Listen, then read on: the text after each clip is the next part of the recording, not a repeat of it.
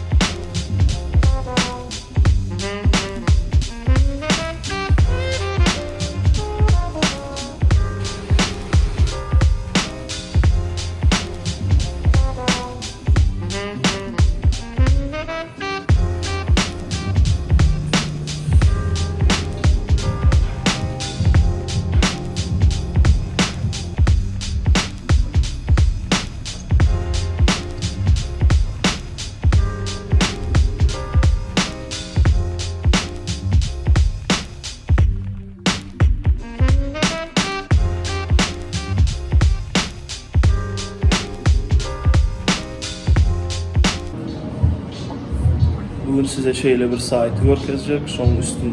Şu site'in üstü bilen online işler bileceğiniz. Mesela grafik dizayn ya da video montaj ya da diyelim programlama ve şuna benzer gatken kompüterin üstü bilen işlenen işler var. Şoları zakazlar alıp o site'da bütün dünya işleyen, bütün dünyadan adamlar işleyen. Mesela India'dan, Xitay'dan ya Tayland'dan ya başka yerden online zakazlar alayan, gönü zakazlıklar bilen gürleşen, email üstüyle ya da şu site üstüyle ve zakaz ediyen. Yani çünkü bu site'ı ulanyanlar sebebi Amerikan firmaları ya diğer Amerikan zakazlıkların köpüsü arzan iş tapacak oluyorlar. Arzan işçilerim Amerika'da değerden daşarı yurttan alıyorlar. Onun India'dan mesela Vatikan adamı işleyen şu site'in üstü bilen birazdan size görkezeceğim. Hazır size bir eden işlerinden birini görkezeceğim. Naprimер şu site'e giren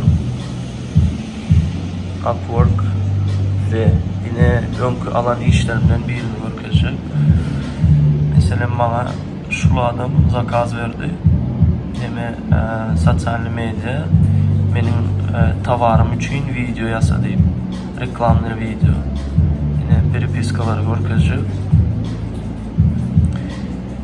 Yine başta diye zakazını veriyor. Şeydim. Ne edeceğini aydıp veriyor size. Ne edeceğini yazıyor. Benim edip bilen mi yok mu cevap veren. Sonra işe başlayan, naprimер logosunu создать ettik. Bu zakazlık neon nemeler sattı ya, neon ışıkları. Şu neon ışıklar için yasadığını logosu da adı. Sonra video yasadık, videoda maksat. Yani ulu bir profesyonel olmam gerek değil. Şu işi maksimum 20 minut aldı bana şu iş. Yani 20 minutta 15 dolar. Yani elbette yani şu yerde görüp biliyorsunuz. Yani 20 minutta 15 dolar. Bence elbette.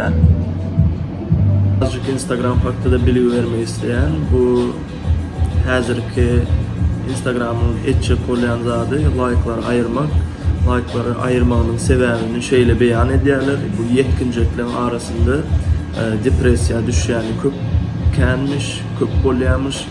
Bu dostlarının ki like alıp bilmen aslında etçek bolyan işi şu like'ları ayırmak bilen bloggerların kazanyan pulunu özlerine kaldırmak. Yani neyle oluyor o iş? Ulu brandlar, ulu eyneşik brandlar ya başka brandlar gönü Instagram'ın promotion'dan reklam verir yalı Yani şu münglerçe bloggerlara giden puldan özlerine birazcık alıp kalmak için şu promotion üstüyle ettirecek olup şu like'ları ayıryalar.